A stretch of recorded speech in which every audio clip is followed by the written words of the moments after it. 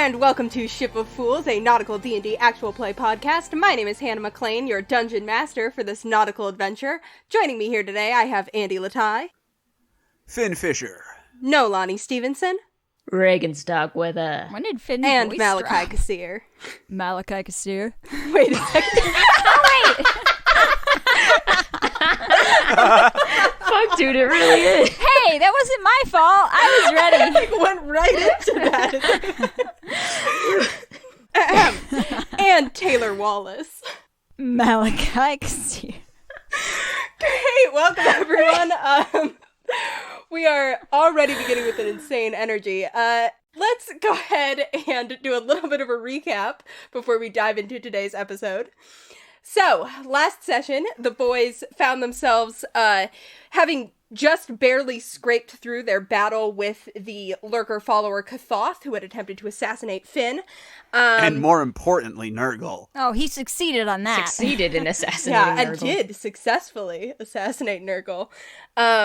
The boys made their way out of the reef that they'd been in, only to find that something was different. And when they surfaced, they discovered that they were no longer just shortly off the coast of Gilsbury, but were in fact somewhere else to the south, as they could kind of determine from the stars, but without much of an idea otherwise.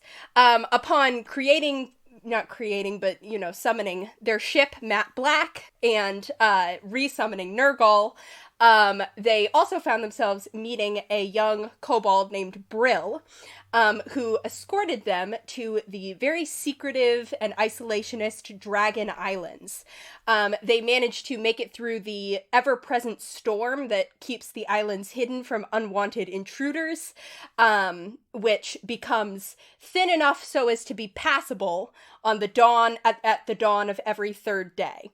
They managed to slip through that passable gap, although it was still a pretty sturdy storm to sail, but the boys made it through without too much trouble and found themselves on the Dragon Islands, where they reconnected with their old friend Gersh, who then came and introduced them to Stella, as he said, who seems to be somebody important, who greeted Regin by saying, welcome home. And that's where we are going to pick up now. She kind of like clasps your hands a little bit. And then she sort of like looks at the rest of you and she's like, okay, you all look tired.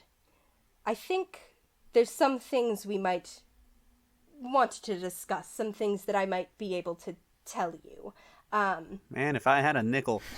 But you... A what? Well, first of all, because A copper piece. You might be, you mentioned not knowing exactly how you got here? Yes. That's right. So, are you lost? Are you trying to get somewhere? We were somewhere, and then we went underwater, and when we came up, we weren't in the place we had been. Right, that didn't answer her question. We're trying to go to Gilsbury. We're lost. It was a multi-part question. It's a little town in Lithios. Yes. I know. I can point you in that direction. You'll have to wait until you can get through the storm again, but then I can tell you where to go. I'm very curious to hear how you were in one place and then in another. That's definitely... it's the sort of thing that happens sometimes, but it's always a little unusual when it does happen, especially to have you pop up right near where we were. Seems a little unusual to me. Can I make an insight check? Yeah, go ahead. I also want to do an insight check. Mm-hmm. Finn's learned some harsh lessons recently about implicitly trusting everyone. But that's only a 6. 15. Yeah, Finn, she seems cool. A little intimidating, maybe.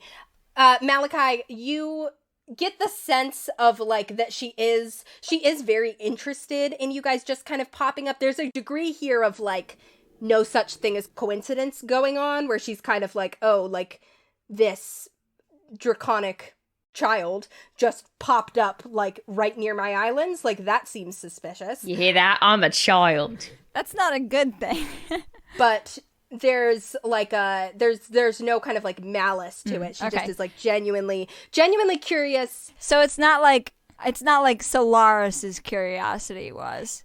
Right. It doesn't seem analyzing. It seems more just kind of Cool. like, interesting. Intrigued. But she also doesn't seem to find any kind of urgency in it. She's sort of sized you up and decided that you're good to kind of stay at least the night. Cool. And she kind of like looks at all of you and she's like, so why don't you meet me back here, in tomorrow? And I will, and we can talk. But in the meantime, all three of you could use some rest, I think. And we'll speak. Feel free to go about the island anywhere that you're not meant to go. You won't be able to go, so feel free to just kind of wander around as you please. It's my favorite kind of place. And We'll speak again. yes. Let me know if you need anything. Yeah. She sort of like, you get the sense that you've been dismissed. Yeah. Without her necessarily like saying that she's dismissing you. And Gersh, who's been kind of like standing quietly by the door, kind of like is like, bye, Stella, bye. Oh yeah, we never got introduced to the other woman. Yeah, she sort of like seems to remember that Gersh is here, and it's like, yes, hello Gersh, lovely to see you as always. And Gersh is like, yeah, sorry I never come hang out really, there's too many books. And she's like, yes, I remember. God, I love him. And Gersh kind of like waves past and he's like, hey Nora. And Nora's like, hi Gersh. The other woman is leaning against the wall and he's like, Hi, Nora. Oh. hi. I'm Finn. Yes, I heard when you introduced yourself to my wife. Yes, it's nice to see you. And Fuck yes! I whispered to Regin, oh, you love lesbians, don't you? Regan's like on the verge of I tears. smack Finn. I'm like, Finn! Between being welcomed home and now there's lesbian milves, he's just like, No one said they're mothers. They're just hot old lesbians. they're my mothers now. Fair enough. she sort of like grins without really moving from where she is by the wall. And you guys, Gersh is kind of like, okay, cool, yeah, we'll see you at breakfast or whatever. And Gersh like leads you guys back out of the room. When she commented that Stella is her wife, Malachi looked a little wistful. The second we get outside, Reagan's just gonna plant himself and put both his hands on Gersh's shoulders and go, Gersh, I need to get so beyond fucked up right now.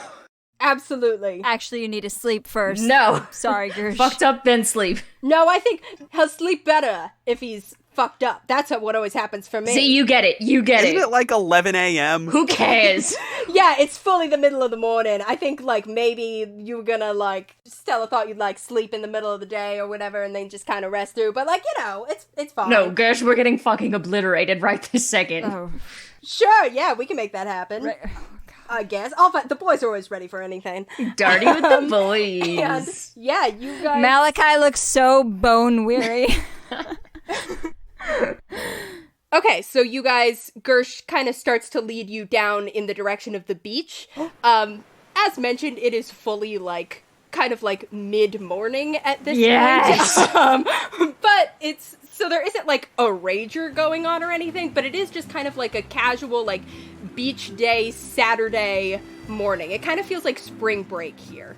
Okay, so there's definitely a volleyball court, right? Like, definitely a net out there. Yeah. Because For Malachi's wiped, but as soon as he sees that volleyball net, beeline. Just doesn't even ask the boys, doesn't even look at Finn and Rick, just starts he starts walking quickly and then he starts sprinting over. This is the fastest you've ever seen Malachi go when not under active attack. Look at that rock go! So Malachi fucking books it for the volleyball court. I follow. Is he still? You're still in full plate, are you not?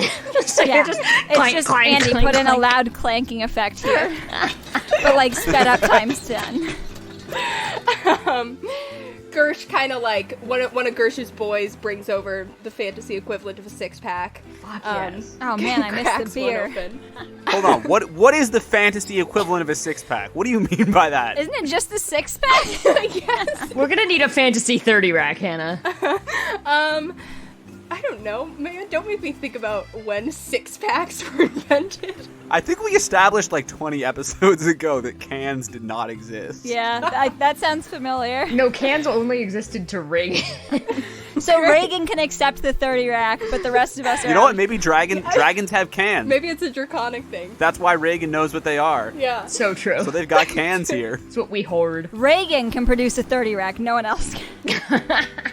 It's in my pocket with everything else. So they bring those over, and you guys just kind of generally start hanging out, playing some volleyball. Anybody who wants to play volleyball, go ahead and give me athletics checks. Yeah, do you guys join me? Oh, yeah. I'm in no fit state to be playing volleyball at this point, but it does make me happy to see you be happy. Oh, Malachi's not happy. Malachi's focused, is what he is. I got a 16. He's intent. 21. 21. Ooh. I rolled an 8 and a nat 20. Ha! Oh. See, this is why we're gonna go do a long rest later. Wait, can Nurgle help Reagan? That is a 14. I'll let Nurgle help Reagan, yeah. Yes. So it's a nat 20? So roll again. Just one. No! No, I'm just letting you keep it. Oh, well, that was a 19, so that's fine. Beautiful. Nurgle is like on top of Reagan's head, pulling his hair to like ratatouille him into playing better. That comes to like a 25. Great. Nurgle's doing a great job. You guys see the ones who face off against you are a kobold, a like dragonborn who's one of Gersh's boys, and a full dragon. Just kind of comes over and it's like behind the Do they have wings? Is this like fair? Yeah, he's like hitting things with his tail. However, he still only gets a 21 on his athletics check. So, just kind of matching pace with you as the Dragonborn has got a 16, so he's kind of holding it up there. And then the Kobold really drags the team down, unfortunately, with a 3. So ultimately, you guys come out ahead at the end of the match as the Kobold like really completely misses a spike, and the other two are kind of like, man, come on. This is purely a venting game for Malachi, so like every time he hits the ball, he gets like this most intense look on his face you've ever seen. Finn is frightened of Malachi right now. Some real Maria Sharapova grunts coming out of it. Cool. How long do you guys kind of hang out? Is there anyone in particular you want to talk to, or anywhere you want to kind of go? Oh my god, is Gersh's girl here? Oh! The singular girl? Yeah, the singular girl. Yeah, you see after like a little while, like she was out doing things. What a lady. Girls, they got tasks. Is Sheila a girl boss? Yes, actually. You see this, Is she a total smoke show? you see this, green dragonborn, who is, to your surprise, even taller than Gersh. Kind of comes walking over, and she's Knew got it was like a good one. She's got like a longbow, like it looks like she was out like shooting something. You're not really sure what. You haven't explored the island yet, but you can see that there's like Danger forests and stuff. So like she was hunting or something. Shooting other dragons. Yeah, or potentially there was some sort of, The most dangerous game of all. or it could have just been an archery competition. You don't know. But she kind of comes in and like Gersh like gives her a peck on the cheek as she walks up and kind of introduces you guys. I give her such a big hug. Yeah, she gives you a big hug and kind of pats the back Please of your introduce head. yourself first. And you see that like there's a little bit. She kind of like looks over Reagan's head at Gersh and is like, "Is this the one from the?" And Gersh is like, "Yeah. He's going through some stuff." I hug Gersh too. Thanks, he really needed that. How much did we win by in volleyball, by the way? For Malachi's records. What are the rules of volleyball? Like, what would be a reasonable? If you Were guys, we playing by the rules? first to They had 21. wings. first to 21? Okay, cool. You guys get to 21 while they have, I'm gonna say 15. All right. Solid. Respectable. Acceptable. Yeah. All right. Malachi crushes a beer. Literally, he doesn't drink it, he just crushes it in his hand. Can Malachi, like, absorb a beer, but just, like, through his cracks? No! If he pours it on himself? Well, let's find out, shall we? I don't want to dirty the money. Malachi's acting out. Malachi's having his own little hot boy summer. While Malachi acts out, while we're here on the beach, I want to take Nurgle and go, like, a little ways off. Oh. If there's any sort of secluded area. Yeah, you find a kind of, like, quiet spot, like, down by the water's edge, and Nurgle comes with you. And I want to turn to him, or look up at him, depending where he's situated. And I'm like, hey, Nurgle, can I ask you something? When you were, dead, the place you went, was my dad there? What does that mean? Finn, go ahead and make an insight check. With advantage, because it's Nurgle. 18. 18. That feels like it's an affirmative, but almost like he's saying, like, kind of. As if it's, like, it's not quite as direct as, like, he was just sitting next to the lurker. But it's kind of like, yeah, the same sort of idea. Yeah, I mean, I know you said before that you've never beheld him in all his terrible glory, but, I mean, do you ever talk to him? The same kind of, like, I communicate with him, is the sense you get. Huh. Well, I mean, that sounds like more than I get. Aside from a few very specific occasions. Because, I mean, I would really, really like to talk to him. Because, you know all the stuff that went down. Seems like... Oh, yeah. Easy, don't worry. We killed him, he's gone. Nurgle, no! Nurgle, put that down! I'd really like to talk to him. I think I just really need to talk to him, you know? It would be nice. And also, I'm really glad you're back. Want to go see if they have any 6-packs of lemonade? Nurgle kind of, like, nuzzles his head into you a little bit. Aww. And the waves coming from the ocean stay steady. Alright, I look out, I gaze out at the waves for a bit, and then I return to the party. And I shout, Gersh, are there any fries? Oh, yeah, we got fries. Come on. We got, like, loaded fries. We got chili fries. Oh, no, they're not for me. Oh. Go to it, Nurgle. Nurgle, like, flies forward and, like, descends on the fries. Everyone else is like, whoa, and, like, backs away from it as he just, That's my boy. You know, devours an entire plate in 6 seconds. Him right. Cool.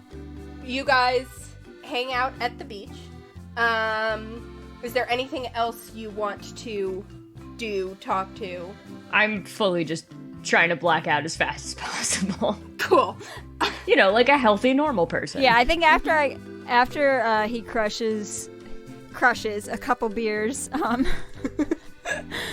Malachi just, like, sits. I think personally all parties should end with boys sitting around a circle, so Malachi sits with the boys in the circle just silently for the rest of the night until it's time. Well, I'm sorry, the rest of the day.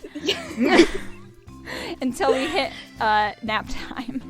Cool. Regin passes out somewhere around, like, 3 bong, I think. Yeah, I'm gonna say somewhere around 3 bong, Gersh kind of is like, to Malachi and Finn, is like, alright, why don't you guys, I'm gonna show you guys where you can get some sleep. Okay, yeah, we got him. I, fireman sling Regin over my shoulder.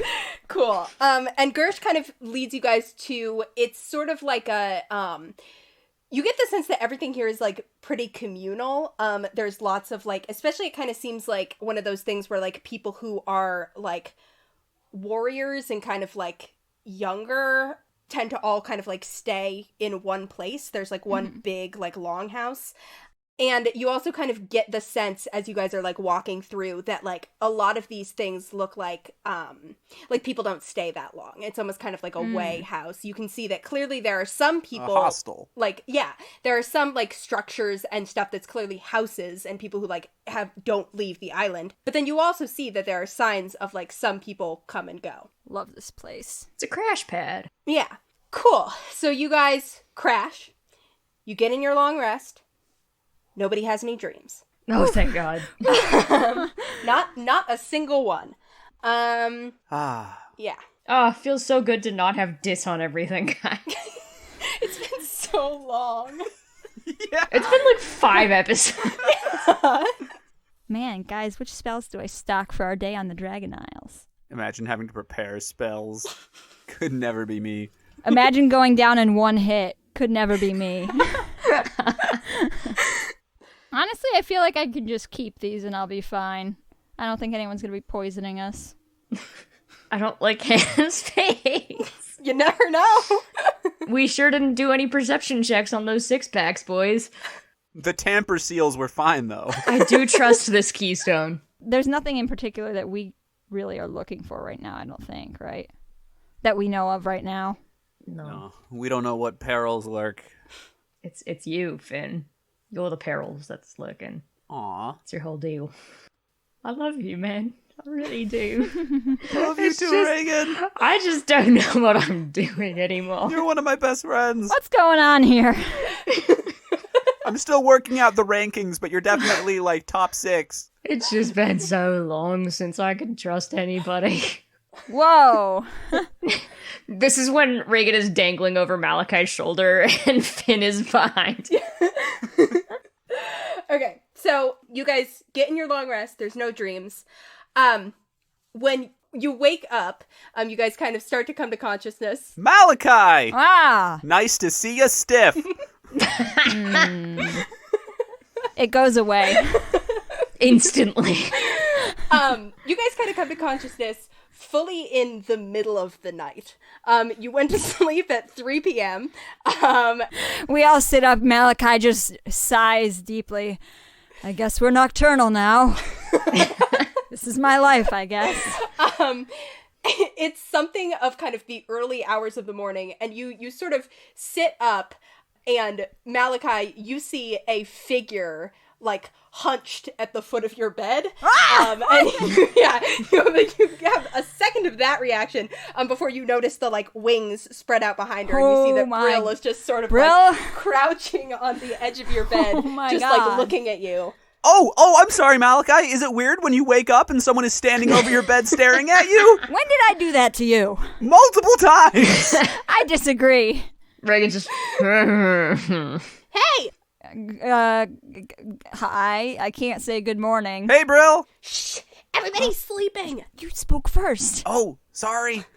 Hey, the boss wants to see you guys. Apparently she has something to show you, and it looks better at night. Oh. It's actually really cool. I've seen it too. Ooh. When you say the boss, you mean Stella, right? Uh-huh. Oh, man. I thought maybe he was here. He himself.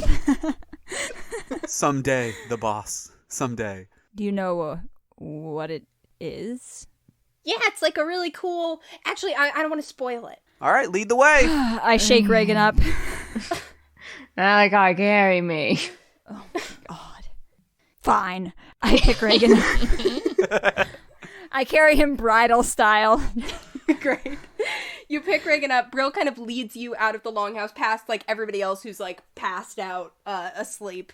Hang on. While I'm being bridal carried by Malachi and pretending to be half asleep, can I make a sleight of hand check to steal some of my gold back? I have clothes on. So it's sleight of You're hand. sneaking your hand up my shirt? Dude. I will let you roll sleight of hand against Malachi's passive perception. Dirty 20. Great. You get 1 gold piece back. You're fully just sticking your hand up my shirt. You know, my abs probably feel pretty great, so you're welcome. Fair enough. I now have 99 gold pieces. Wow, that's a lot of gold. So I have 268. Shut the fuck up. Anyway, So Brill kind of like leads you guys, and it's like I'm writing down that Regin feels me up. Great. You're welcome. Important thing to have in the notes. It's like a little bit of a walk up to kind of the cave where you'd talked to Stella before. Brill kind of like leads you guys and is sort of just kind of chattering about nothing in particular. Yeah, and eventually you kind of reach the same door that you'd been in before. Brill kind of like knocks on it, and you see Stella opens the door, and she says, thank you all for coming to join me. Sorry for waking you up. I hope that Brill woke you up in a kind of a gentle way. I was like, yeah, it was great. I didn't throw water on him, nothing like that. I just kind of was there. Oh, man. Water. Oh, God. I wish you'd thrown water on me. Oh, I'll do that next time. Great. Do it only on him. Okay. No, we went to sleep pretty early. I want it all to myself. Great. Stella's like, thank you, Brill. That'll be all for now. And Brill's like, okay, see you later. That'll do, Brill. That'll and she do. kind of like gives you guys a big wave. Bye. Bye. And scampers off. I wave. Stella kind of like invites you in. And she says, I wanted to welcome you to the island properly and show you something that we've kept here that I think would be very interesting to the three of you. I don't know if you're the sorts to go in for, learning and history and those sorts of things. I minor illusion a little pince nez into my hand, and I'm like, oh yeah. A little what? That's how that's pronounced? I'm not sure. It's the little glasses that just like sit on the bridge of your nose. Yeah, it's spelled like pince nez. Huh. I don't know. Pince-nez. That. Those things. All right. Finn's just furthering the Nurgle transformation here. I always imagine Nurgle wearing those. Oh, yeah. Anyway, so you've got those now. She sort of like smiles and she's like, I think you'll like it. Didn't go to bench school. That's all right. I'll start. I was going to ask how well you all know your history. Our letters. Not at all. Not great. I know a lot about a lot of things. I have a +1. Oh, it's better than average. Haha, yeah. Right then. That's what we are. Let's take a little bit of a walk. Should I put Regin down? Piggyback, Malachi. Yes, you'll probably get a better vantage point if he puts you down. Yes. Do you just drop me like a cat? I fully just like bend over at the waist as low as I can go and then drop you. I land on my feet. As this is happening, as she kind of starts to lead you back towards, so there's like this small kind of cozy room with like the bookcases in it, and then there were like a couple of like cave passages branching off, and she starts to lead you down one of the cave passages. Finn, as you like lift up your little pince-nez and are kind of like looking around at the things around you, you do happen to catch, maybe because you're kind of attuned looking for it, you catch An ad for supplements. No. Although you're looking for that as well, though not here. But what you do see is a cube.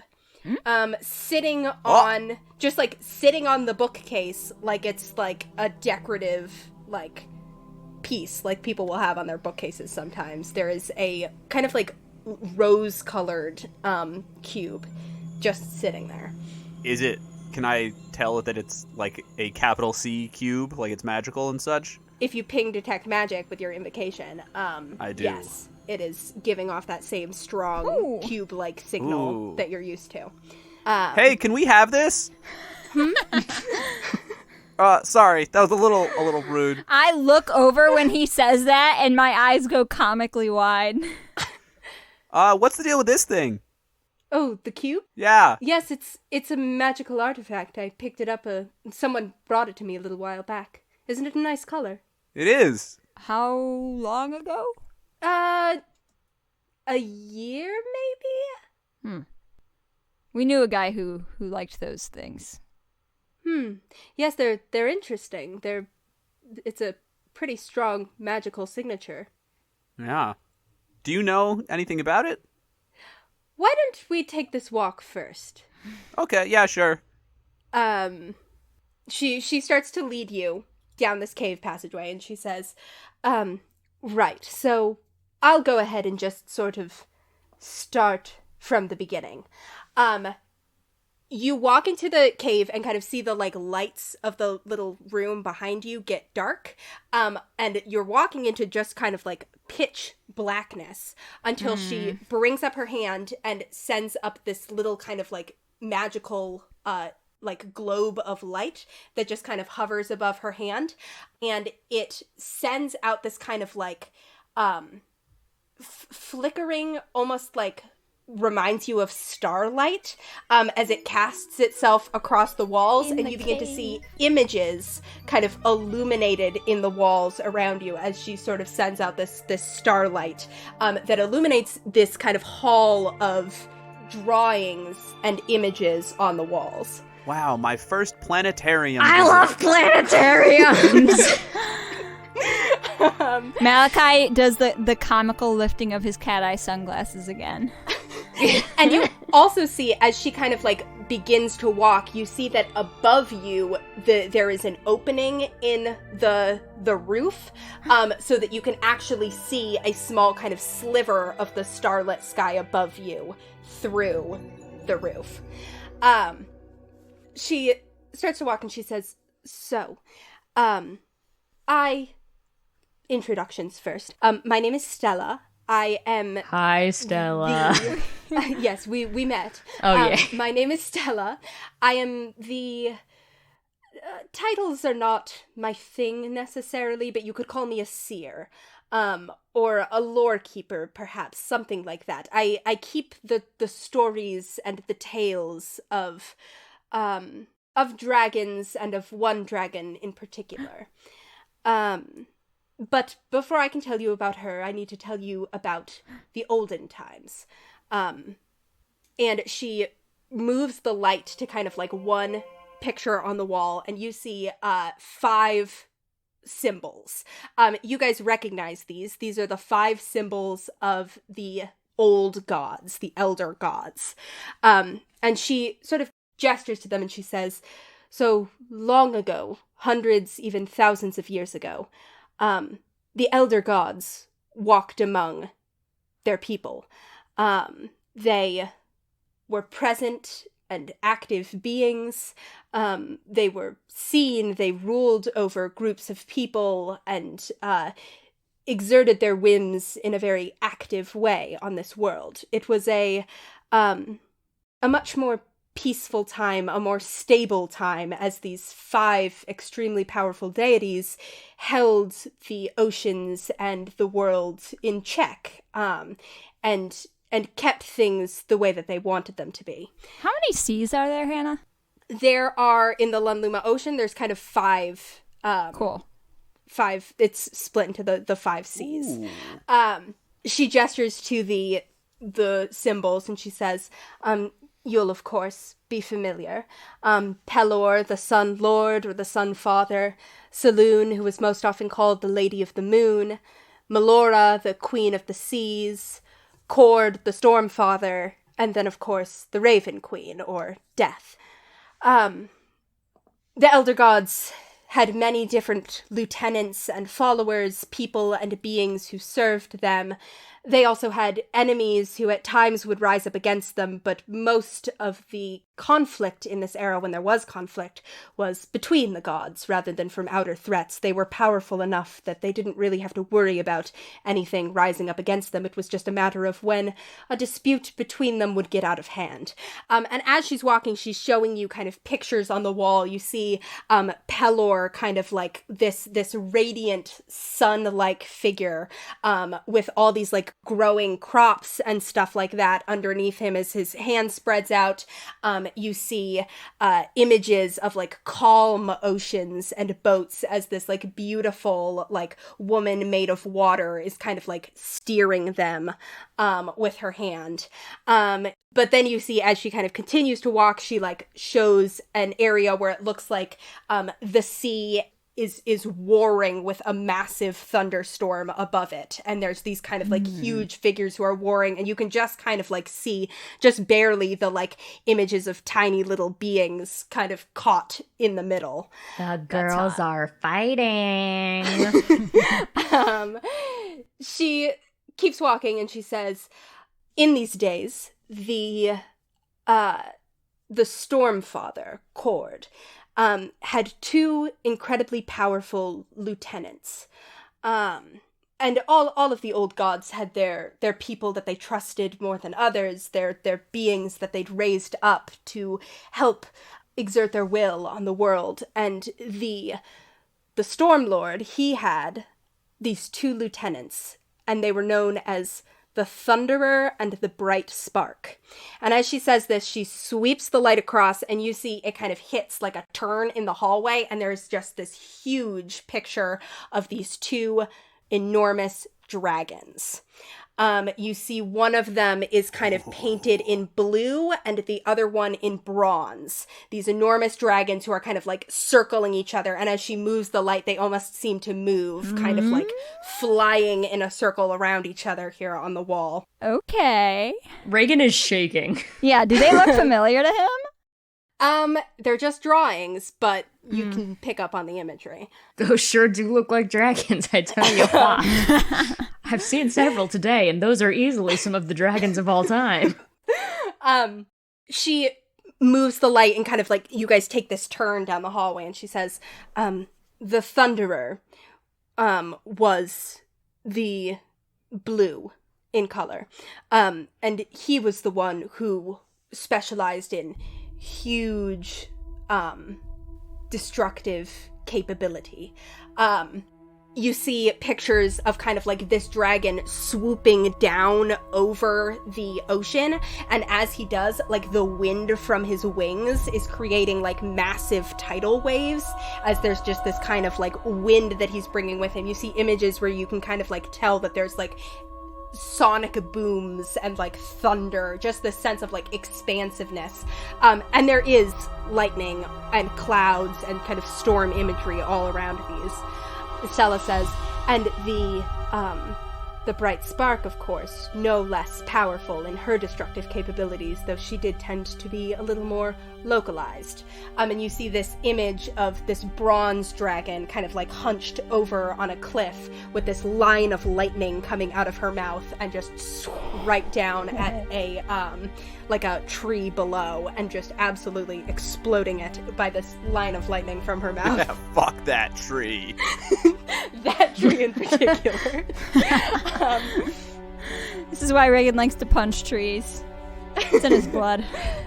And so Stella says, so the Thunderer and the Bright Spark were the most trusted of the Stormfather, his most powerful, his right and left hand. And then, one day, for reasons that no one ever quite understood, or, you know, that the theologians and philosophers argue over it, I'm just a historian, but the Elder Gods left.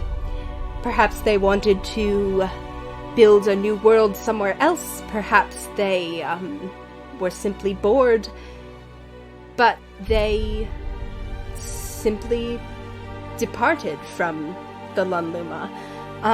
Their power remains, of course, which is why they still have their worshippers, their followers. You can see, I mean, the sea still is here, the sun still rises, the moon still controls the tides, but the gods themselves have not been seen around the Lunluma ocean since.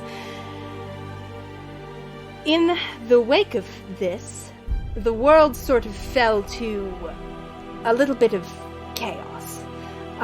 There were no longer these guiding hands over the forces of magic that pervaded, and in the absence of beings to channel them, magic just was everywhere. She leads you through kind of pictures of sort of, you see like land, and above it there's just like these clouds of just like colorful sparks and stuff like that. You also see like images of it kind of manifesting in storms and in waves, and kind of like just this sense of chaos and uncontrolledness. And Stella says, out of this kind of chaotic time, there was a little bit of a power vacuum. And something very strange began happening to those who'd been left behind. The most powerful of the god's lieutenants and followers began to find their own power being enhanced, as if they could control the magic around them. They began to find, whether by accident or once they realized what was going on, some began to chase after it with fervor, themselves becoming gods. And again, I'm just a historian, I couldn't tell you how this happens, but it happened even to some of the strongest warriors and spellcasters among humanoids. If someone was strong enough, then, and if enough people respected them and followed them, they became a god. That's so fucked And up. two of the first to seize onto this potential were the Stormfather's lieutenants. The Thunderer and the Bright Spark realized that they could channel this power themselves, and they wanted to, in the absence of the god who'd been their guide, they tried to continue carrying on what they thought he'd want from them. You see more pictures of kind of the Thunderer and the Bright Spark doing the sort of same things they'd been doing in earlier pictures, but this time it seems more uncontrolled. Whereas before there had always been a sense of like them along with this kind of stormy figure of Cord and seeming to be attacking Cord's enemies in particular. Now they just sort of seem to be destroying wherever. And Stella says, eventually the bond between the two of them began to break down. The Thunderer began to get power-hungry, wanting to claim more and more territory for himself. The Bright Spark began to wonder if what they were doing was really what the Stormfather would have wanted. After all, he had always been a god of destruction and of power, but he hadn't necessarily been a god of doing that without purpose. And eventually, the conflict between them boiled over until she throws the Starlight up on another kind of big wall in front of you, and you see an image of these two dragons fighting, just kind of like tearing at each other. You see teeth, claws, lightning everywhere, wind everywhere. This massive storm surrounds them, and as she kind of like gestures out and kind of shows the light, you see that the storm is stretching like on all of the walls around you, as if it's covering the entire ocean. I edge in a little closer to Finn and Regin. I like link my finger into Mal's hand, like Whoa. I'm staring up with rapt attention and eating Lucky Charms out of the box. Like popcorn. She's giving this beautiful exposition and you just hear crunch, crunch, crunch. Malachi has to try very hard not to crush Regan's pinky. I put my whole hand in there to be safe. Okay, bro. The storm that bore out of their conflict covered the entire ocean. It was catastrophic. This fight between gods, these two of the first young gods who had risen up, threatened to tear the entire ocean apart. Until eventually, like all conflicts, there was a resolution. She kind of guides you guys, you take this turn, and she shows you a place in the middle of the storm where you can see an image of just the Bright Spark, the bronze one, just tearing for the Thunderer's throat. And then she swings the Starlight over to another motif where you can see this enormous blue dragon just falling backward into a stormy sea. I thought that was gonna be the other way around.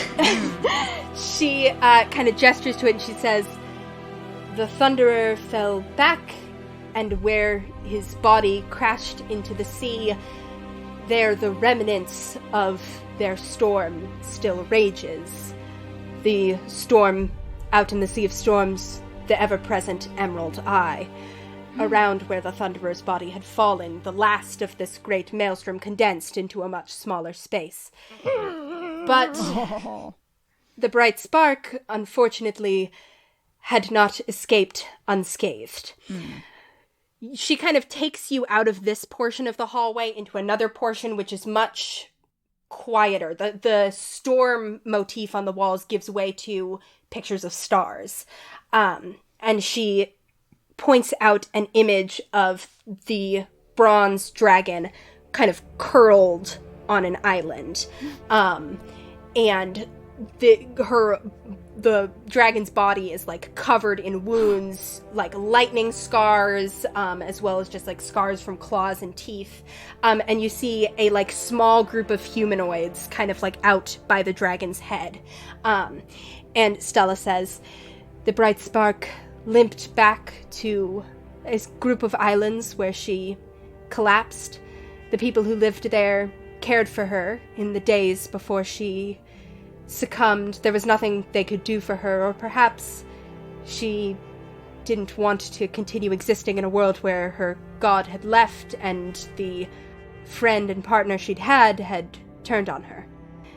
So she died, and her power continued to bless those islands and bless the people who lived there.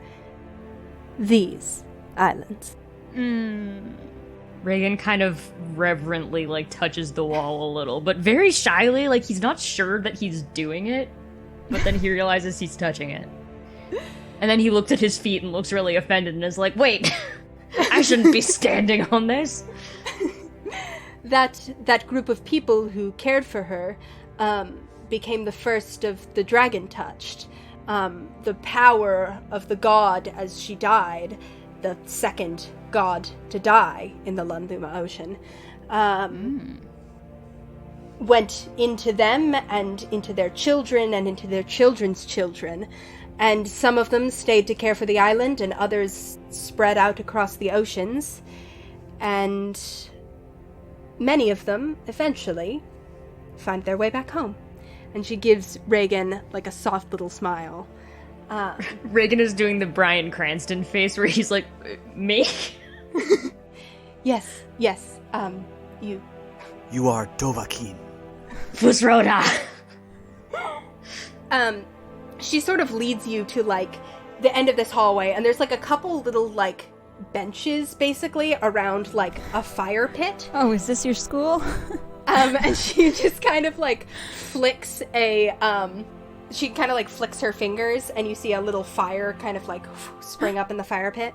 Boys sitting in a circle. And she sort of, like, gestures, kind of, like, sits down and puts her hands on the bench next to her and looks around, and kind of you see, now that you are fully in a room full of stars, and kind of in the depiction of the stars above you, there's, like, lines connecting constellations of dragons. A whole bunch of them kind of above you. God, I love this so much as a person that I keep on, like, forgetting how Regin would be reacting to this.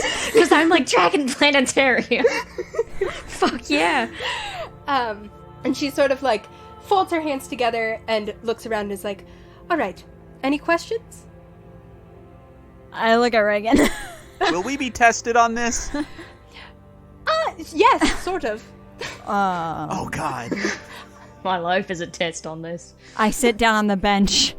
Actually, no, that cleared a lot of things up. It did? Actually, that answered a lot of questions. I love what you've done with the place. Oh, thank you. Yes, myself and people who came before me have cared for this place for generations. So that's... I look at Regin. So that's you, then. Yeah, I guess that's me, then. Stella? Yes? Did my mother ever come here? No. She kind of, like, looks at you and sort of, like, sizes you up a little bit and kind of seems to be thinking. And then she's like, I don't think your mother ever made her way back here. Back here? Hey, long shot, I know, but did mine? I don't believe... Do you know your mother's name? Nope. Then I can't tell you. All right, just thought I'd It's ask. possible. It's my quest, it's that kind of thing. Now, how about him? Did his mom ever come here? Same question. I know who you are, Starkweather, because once I hear of something that I think could be related to one of the dragon touched, I generally try and keep tabs on the person. But I don't know your friends. You knew his mother? What about my other mom, like my legit mom? Maybe she came here and just never mentioned it to me. What's her name? Pesca Fisher? No, I think I would remember. Okay. Just curious. You knew Regin's mother? I know who she was now. Malachi looks so confused. She's directing. You're asking the questions, but she's directing the answer to Regin. Right. And she's like, once I had heard of a uncontrolled storm magic is sometimes a tip-off that one of our children has gotten lost. Then have I got the cult for you? We can come back to that. But the wreck of the Angletta made a stir, and people began returning to the island with stories of it, and I did some digging, got in contact with people that I know, and... You wouldn't have happened to break one of your lost children out of prison, would you? There's like a little bit of a smile, and she's like, I contacted some people that I know. Who do you know? This is my mom now. You're my mom now, okay?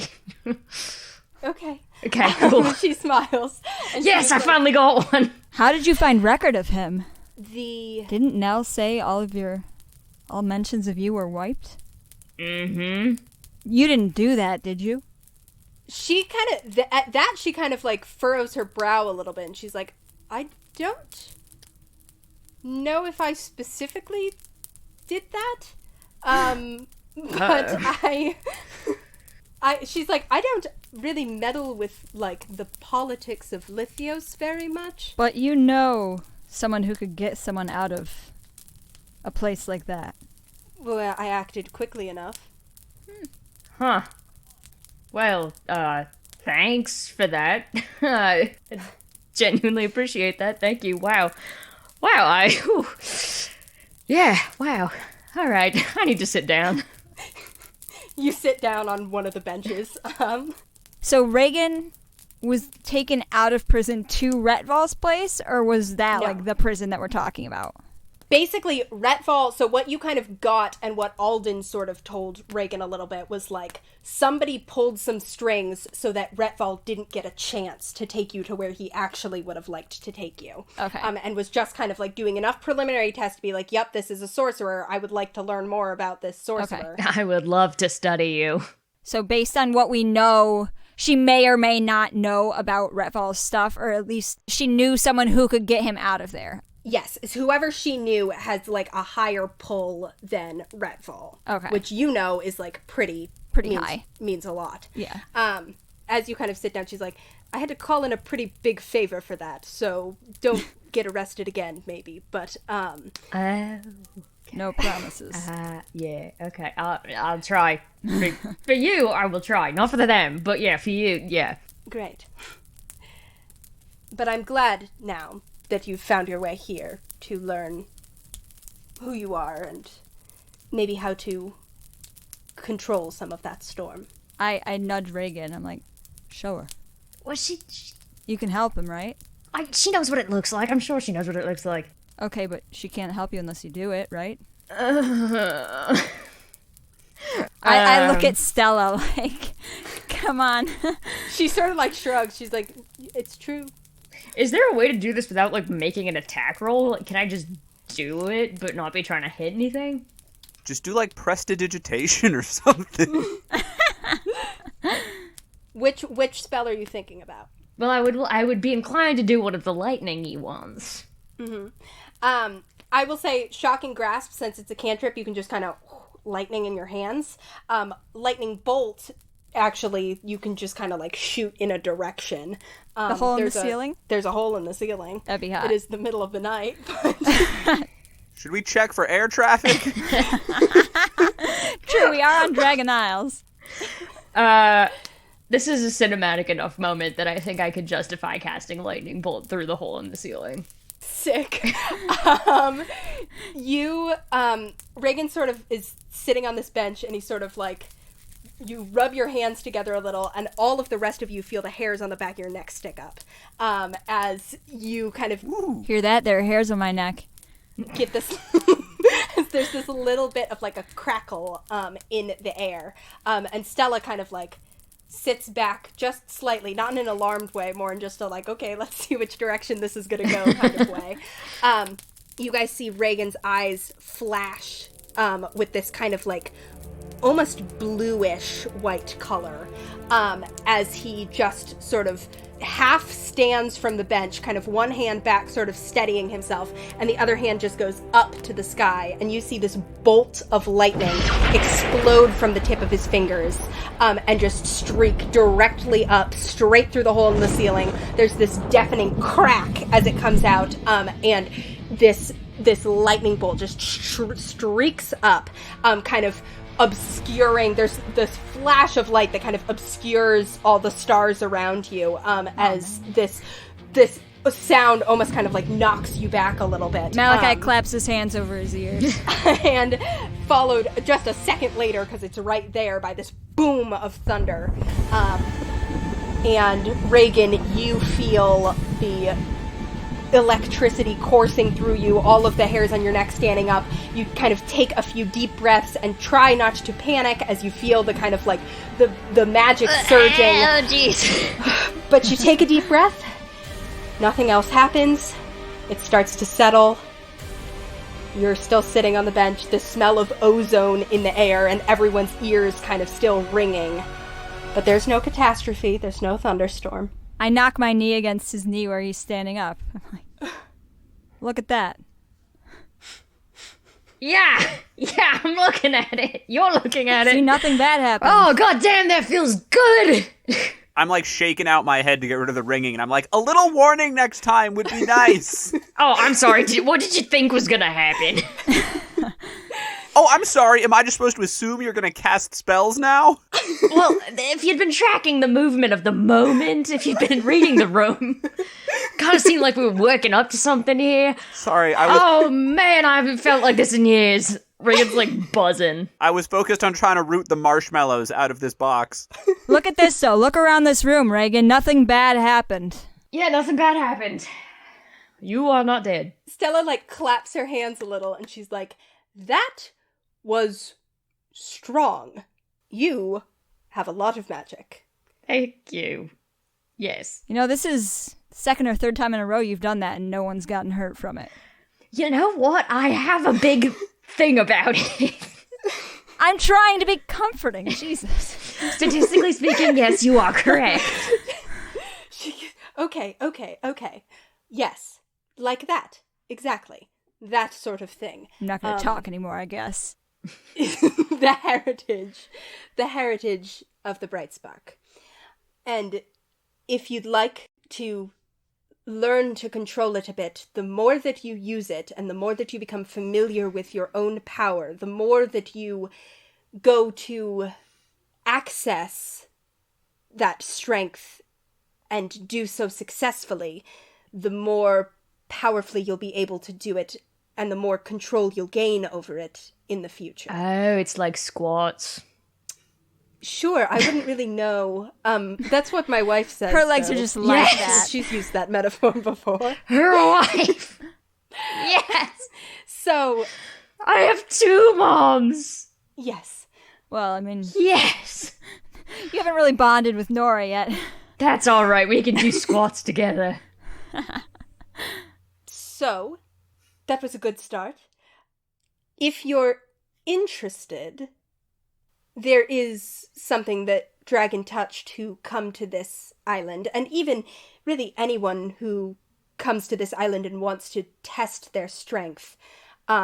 We have a sort of ceremony half ceremony, half, like, hiking trip, half just... Does it involve 3 hallways and 3 buttons? No. Hazing episode 2! But it is a way for you to practice your skills, and become a little bit more familiar with them and really bond with the islands themselves. Is this a solo venture? No, you could bring your friends with you. You've seen how we sort of do things around here. There might be parts of it you have to do yourself, but... Sorry, Regin, not to invite ourselves, but... I look at the man who I am holding hands with. Yeah, no, God forbid you invite yourself. I hold up the Lucky Charms. I got trail snacks! Wait, you're still holding his hand? Oh my god, and you didn't even shock him. Good for you. We started holding hands again. So, if you'd like to test your strength against the ascent, then I can take you to do that. Or if you have a couple days, I believe, on this island before you need to take the gate out again. But that is what I wanted to show you. She gestures around again at the kind of constellations, and she says, I don't know much about my divinatory capabilities, only go so far, and they mostly extend to just kind of what's happening now and very limited glimpses into the future, but there's a lot of power moving in the ocean these days, and the stars have indicated to me that yourself and your friends, all 3 of you really, are in a unique position to influence it. Do you know anything? Cool! I agree. You said you can't see everything, but I don't suppose you have any insight as to why this is all building.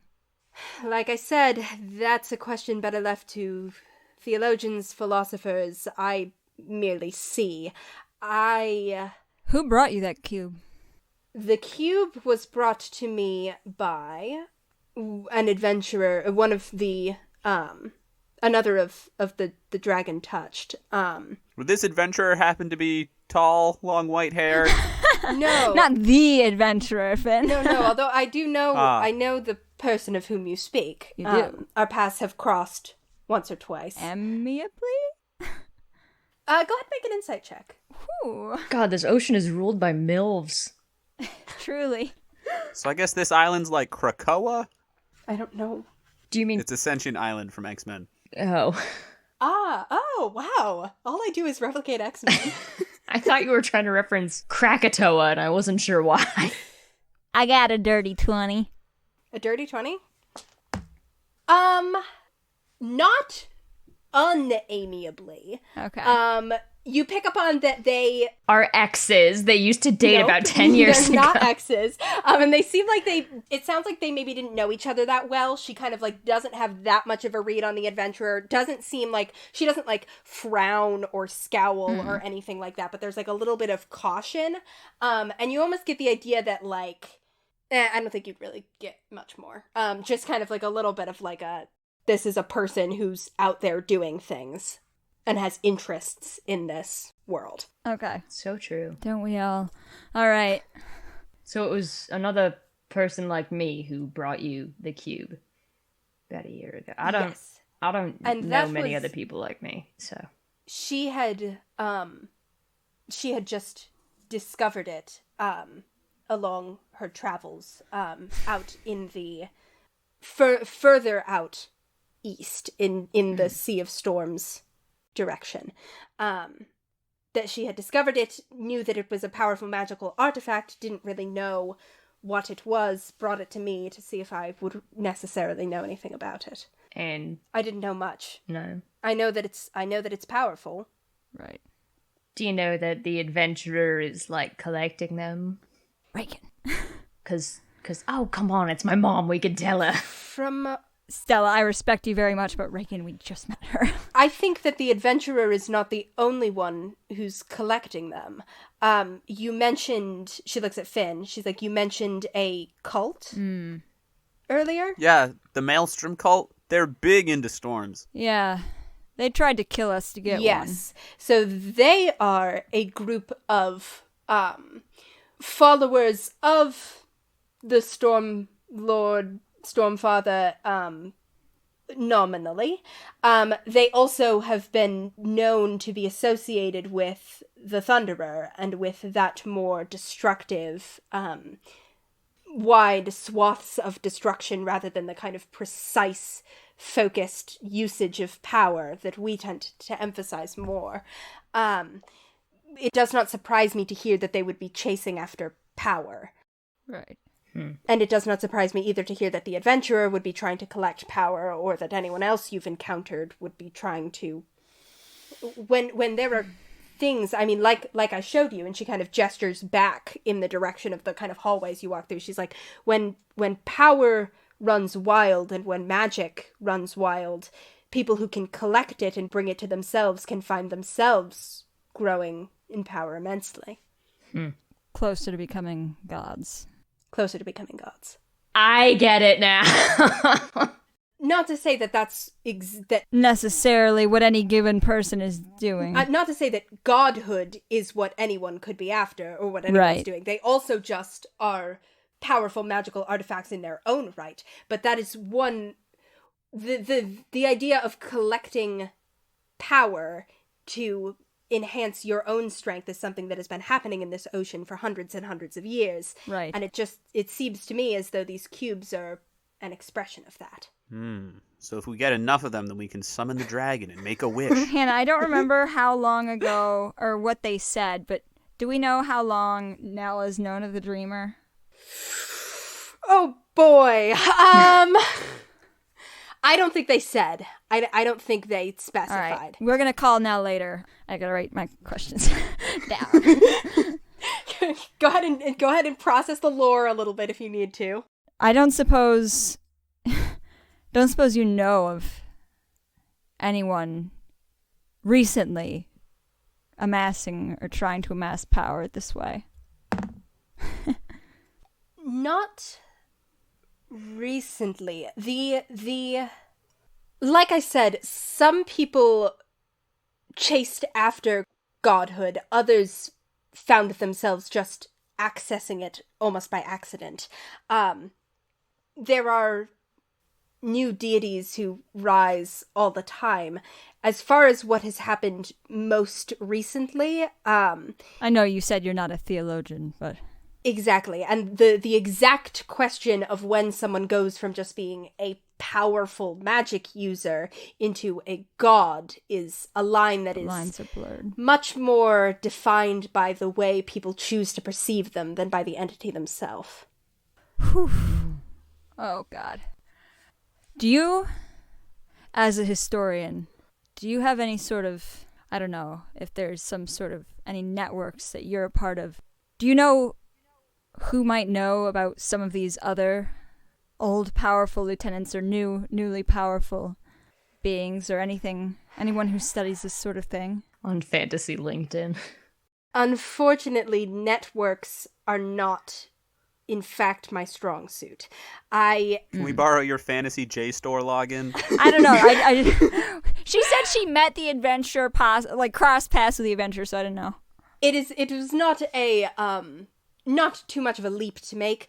However, my people, in order to keep this place safe, in order to keep the knowledge that is stored here safe, the people who live here, the latent power that the bright spark left here, in order to protect all of that, it requires a certain degree of isolation. Right. So I am perhaps a little more out of touch with the current movements of things like politics and powerful people who are around. The adventurer I had met because she's the one who makes it her business to network. She networked with me. Right, right. She sent you the link. Exactly. You were networked against your will. She sent the request to connect. I do not seek that out for myself. God, good for you. Okay. Malachi looks a little disappointed at that, but not like in her or anything. But so Regin's training, how does that work? I mean, assuming Regin, please say yes. I do. Wait, what? Sorry, I zoned out for a second there. She kind of laughs, and she says, now I am not, I don't specialize in destructive and damaging magic myself, though I can do so in a pinch. But I can help you with some of your more practical applications of magic, if you wanted to. So you can, like, ride in a little backpack as I jog through the jungle and... Yeah, is that part of the ascent? stand on my head and lift rocks with one hand. She laughs and she's like, it's really... Listen, you're dragon-touched. It's less about... The way that I learned to do my magic is that I studied with people who taught me, and I studied the stars and learned from them. The same goes for people who study wizardry or who channel that sort of thing. It's a matter of formulas and patterns. Your magic is in your blood. It's about training a sorcerer is less about teaching you how to do it and more about just giving you the space where you can practice. And as such, I think the ascent would be the best way for you to learn to channel your power. If you test yourself against that climb, I think you'll find yourself emerging stronger. Yeah. I'm up for a hike. Let's do it. Now. Great. She sort of like smiles, and presses her hands together, and she's like, you can go right now if you'd wish. It may be slightly easier to do under the light of day, although I don't know how many of you can sort of see. I say if we're going, I like Dawn. Yeah, I can see in the dark. Regin, you can see in the dark. Malachi. Oh, yeah, right. I gesture angrily at my glasses. I can see. Fine. I just think we could wait. Yeah, it's some coffee, maybe. This has just been a lot so far, so maybe Process. just like I need to go think. Dwell. She says, when you're ready, if you walk out kind of to the other side of the croissant, if you go to kind of the back of the croissant. That's my grandma's body you're talking about. Just, this just in, Regin's mother is thousands of years old. Just, call for Elmo, and he will take you across. I beg your pardon, for whom? For Elmo. God, Anna.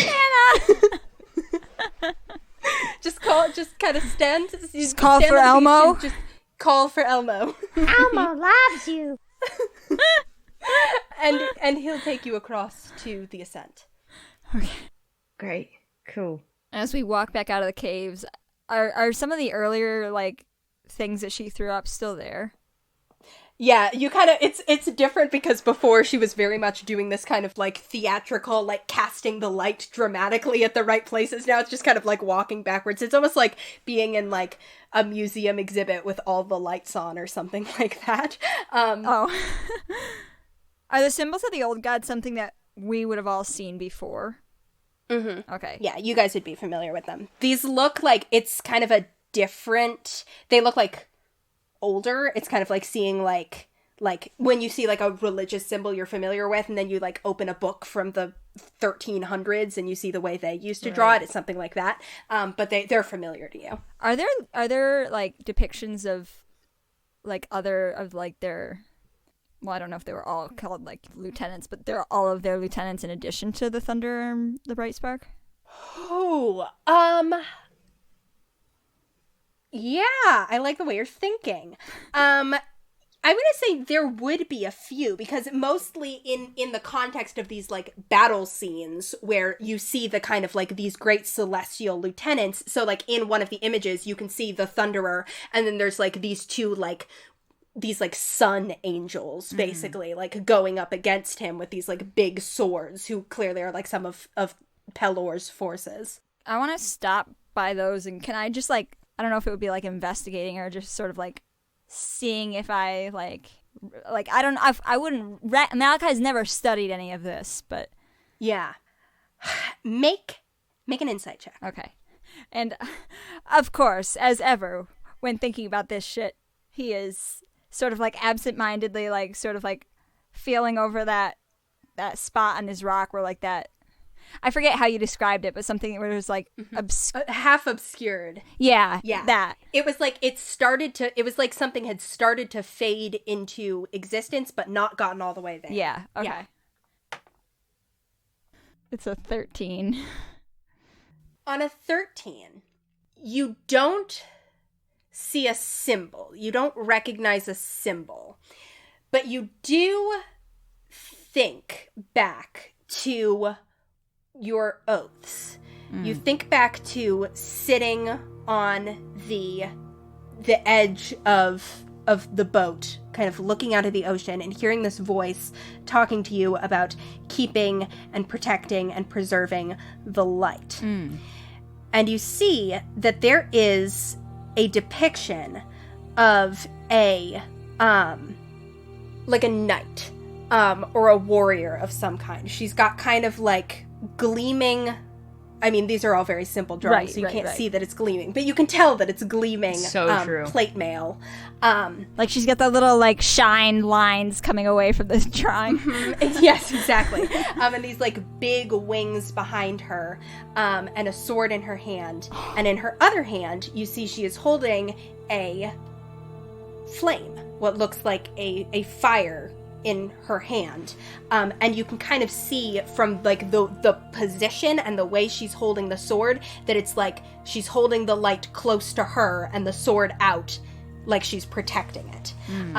And she's kind of, your eyes just kind of catch on this kind of in the imagery of the Sun Lord Pelor's kind of, like, forces, and everywhere he's kind of depicted as this sort of, like, burning, like, light imagery, all that kind of stuff.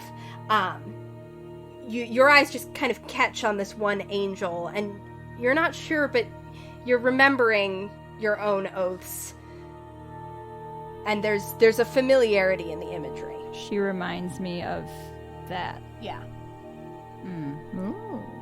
Do you know anything about the other gods? Or the beings in these drawings? Stella looks around and she's like, yes, I know many of them. Some of them, though, their memory has been lost to time. The records, it's been thousands of years. And not every one of the lieutenants of the elders became anything? A god. Became anything. Some of them just faded away. I sort of, like, softly brush my fingers against the one who caught my attention. What about her? Taylor, make an insight check for me. God. Again. 19? Okay. Stella's mouth opens like she's about to say something, and you see, like, a flash of recognition in her eyes, and then it's just as quickly covered by kind of confusion. And she sort of, like, looks at the figure, starts to say something, and then kind of, like, takes a little bit of a step back and, like, tips her head and is like, no, I don't think I know that one.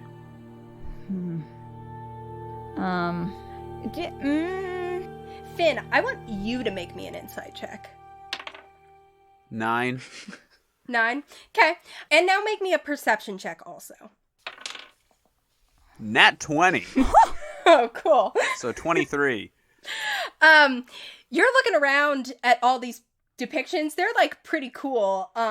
You're keeping an eye out for, like, nice. Anything that looks like it would have to do with your dad, and there's, like, nothing. Like, nothing even close to the lurker, his followers, there's like no tentacles, and there's plenty of scenes of the ocean, plenty of scenes of like things where it seems like that would be relevant. But there's like none of that going on here. With a 9 on the insight check, you can draw your own conclusions. Man, he's great at avoiding the paparazzi, huh? I was going to ask Hannah if when that happened, if I could detect magic. Does that do anything? Oh, cool. When her little, like, when she looks at the shape. I think what you get is a confirmation of what I think you're thinking already. Yeah. Which is that you pick up on, like, a little bit of for one thing, you pick up on that Stella is just a very magical being herself. Yeah. But you also get that it's just, like, a little flash of something that reminds you of what you had seen on Still Sky, but not in the sense that you're like, this is the same being. More in the sense of just the kind of like the enchantment magic that you had seen around the heads of everybody who had had their memories fucked with. You get just like a little whiff of that, as if like there's like a skip here, or there's something's been fucked with. This isn't just like a being who faded into obscurity and was never in any of Stella's books. There's like something got fucked with here. You got wiped. Mm-hmm. All right. So you guys walk out of Stella's house, cave. Love a woman who lives in a cave. To the front of the croissant. I wanna hang back a sec as they let them go ahead, and I'll be like, I'll catch up to you in a second. And I just wanna... You're gonna have to walk on your own. So, sorry, Stella, where did we land on us having the cube? I'd prefer to keep it if you don't mind. Okay. It's mine. Yeah, no, that's fair. Just want to follow up. No, sure. I gotta understand. You gotta ask. Of course. Yeah. But once you guys get out of earshot of it, Regin turns to Stella and is like, so there's the destructive part was the Thunderer, and then the bright spark doesn't have to be... was also the focused destructive one. Hey, I'm having a moment here!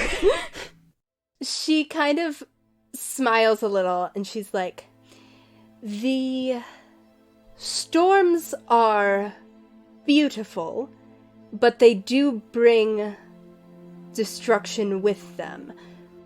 But not only destruction. I mean, once the storm has passed and you're left with the smell of rain in the air and things grow more easily, it brings the rain with it. But the power of it is always there. And the possibility for destruction is always there. But that's not necessarily bad. What the bright spark focused on, especially toward the end of her life as she was beginning to look around at what she and the Thunderer had done, and the time of the old gods was a time of peace and stability, yes, but it came at a cost. In the time after the gods had left, humanoids began to flourish, really. And the bright spark understood that wanton destruction was not what was needed, and that perfect control was not what was needed either, but rather focused power at the things that would seek to harm. That's what we've tried to do. That's what I've tried to teach the people who've come under my care to do. He looks like kind of troubled, but like it makes sense in a way. And he's like, is my mother dead? Yes. How long? Years. The magic that she had access to, she had no one to guide her. She ran from it. She didn't want to learn to control it, so she let it consume her. She had briefly come in contact with people who had offered to bring her here, but she she rejected that. She wanted to figure it out for herself, wanted to use it for her own purposes, and it overwhelmed her. He just kind of nods and is like, okay. And then I hug her. She gives you a big hug. It's very, like, she's in contrast to, like, Gersh and Sheila. She's, like, a very, like, little lady. So it's one of those hugs where, like, you're the kind of, like, strong one. Yes. But it's very, like, she, like, pats your shoulder. And she's like, I am very glad that I honestly have no idea how you ended up getting shot all the way across the ocean like that. Oh yeah, that's another question I meant to ask. These things happen. But I'm very glad you did. I'm glad you did. Yeah, I am too. I was hoping that you'd make your way here sooner or later, and if it had gotten to be later, I probably would have started sending people to come and get you, but I think... Yeah, and he would have responded great to that. But I am glad that your path brought you here. Now. Yeah. Thank you. And then I trot and catch up with the other two. You guys catch up with each other. I'm repeatedly swatting Finn's hands away from the cube on its pedestal. I thought we were outside. Yeah, you're outside at this okay. point. You kind of like walked away and Regin hung back a bit. So you guys are now outside, kind of in the middle of the croissant. What was it like to finally hug someone smaller than you, Regin? He's hugged now. Really good, right? Actually. It was nice. It is fully 2 a.m. You guys can just kind of like go down to the beach, chill a little bit, maybe grab some coffee before heading to go call for Elmo. I can't drink coffee. It would make me shit. What? Or, I mean, I don't know. Theoretically. But how? I don't want to find out. Don't worry, Malachi. We still have the bidet. You guys sit on the beach, you look up at the kind of stars and the moon sort of like reflecting on the ocean in front of you in this relatively calm night. I sit far enough that the waves don't touch me. I sit close enough that the waves do touch me. I sit in between. We're lined up like a bobsled team. Sanka. Nurgle sits in front. That was cool. Yeah. Congrats on the mom. Thank you. So my real mom is dead. Stella told me that. You knew that, though. I mean, real mom is a frame of mind, right? My biological mom in the sense of things. Well, I was never sure. I mean, she disappeared when I was 11. Have I ever told you this? What do you think? Probably not. Well, No, I don't think so. Okay, no. So what happened? You just said you hate her. Reagan's not my real name, actually. That's probably... I'm sorry, what? Is it Heartmark? No, that's the other guy. That's another... What? I'm sorry, wait. Yeah, no. Reagan's not actually, like, technically... What? God. Do I even know you? Yes. Well, you're gonna kick my ass when I tell you why. No, so you remember how my dad is... It's not Nurgle, is it? I prepare my feet. I take them away from bobsled position. You remember how my dad is a dwarf? Yeah? We figured it out, yeah. Yes, well, he was. He was from Marquand or something. I sort of hold a hand sort of close to the sand. Yes. And his name was Raelthor, and apparently before I was born, he named me, and he, left a little rock with my name on it or whatever. Whoa. That's sort of Malachi's thing, Reagan. Sorry. Oh, I don't know if it was a rock. No, mine doesn't have my name. Mine doesn't have any identifying information on it, actually. I shout up into the sky. It's more just like a little... Well, I mean, I have it right here, and he pulls out the hagstone on his necklace, which has little runes. What's a hagstone? It's a stone with a hole worn through it by the ocean. Ah. And he pulls it out, and he's like, yeah, it has little runes. Point is, my name is Raelthorin, but... Badass. So you know how I can't always read? You missed some runes there, buddy? No, Mom, my mother she wasn't around when I was a kid. I couldn't pronounce it when I was little, and she I fist bump Regin. didn't bother to teach me, and so I couldn't say Frail Thorin when I was little, so it just kind of became Where'd the G come from? Raylan, Reg. I was like 5. I don't All know. right. Anyways. No, I mean, that's fine. I don't care what... Well, I do care what your name is. It would have been... So long as it's not like a...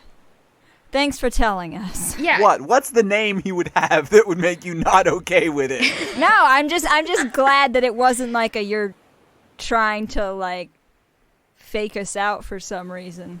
No, you know all my fake identities. Well, no, so the point that I'm trying to get to is that my mom... She was a terrible mother. I'll put it that way. I mean, she should not. I was a mistake, to be quite frank with you. And that's why I've always hated the dragon side of me and hated the because that's all she ever cared about. That's all she ever wanted to do. And so I raised myself. I mean, and then she disappeared. And I hated her for that for years. And I hated myself for being the same way that she was, and I hated everything about it, and I thought I could hide it until I really couldn't, and yeah, I don't know why I'm telling you guys this. Hey, I'm glad you're not hiding it anymore. Malachi's like, can't look at him. Like in a disgusted way? Or No, in like a this is hitting a little too close kind of way. Like, he gets it. I look at Regin, but it's a little uncomfortable because he's sitting directly behind me, so I have to, like, turn my neck in a weird way. No, Finn just bends straight backwards. Finn's craned his neck 180 degrees. Mine is just looking anywhere but directly forward. No, I'm just sort of looking down at my knees. On either side of Regin's head.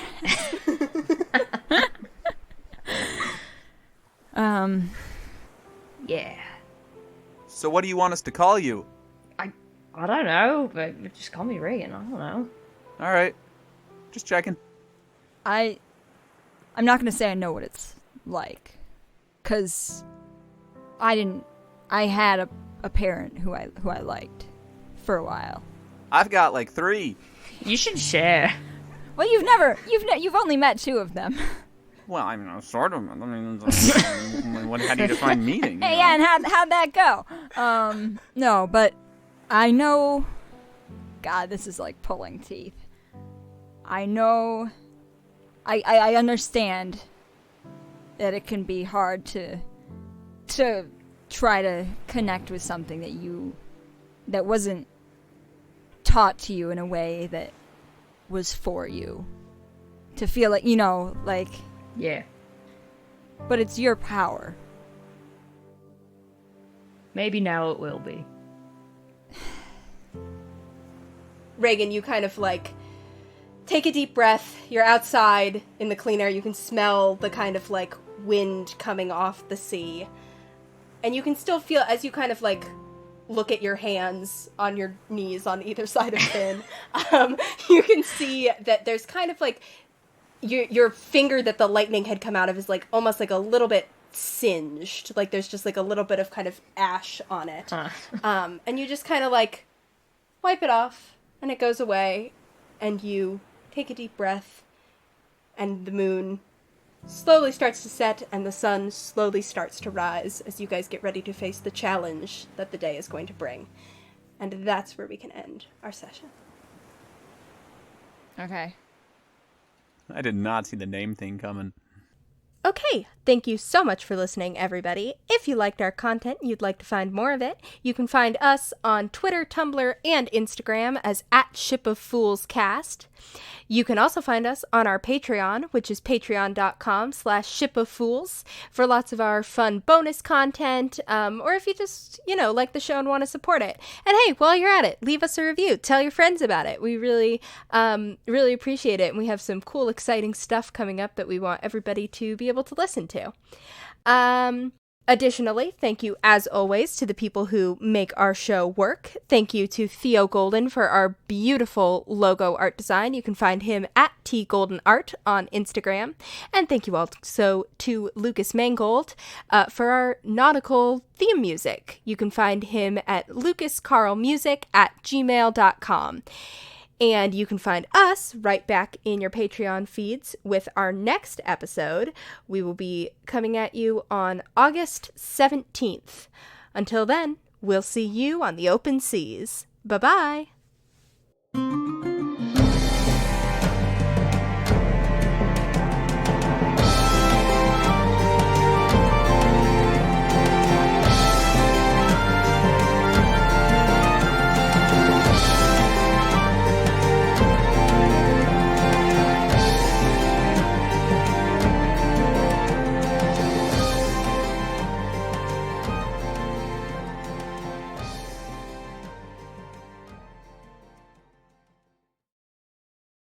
Hey, Stella.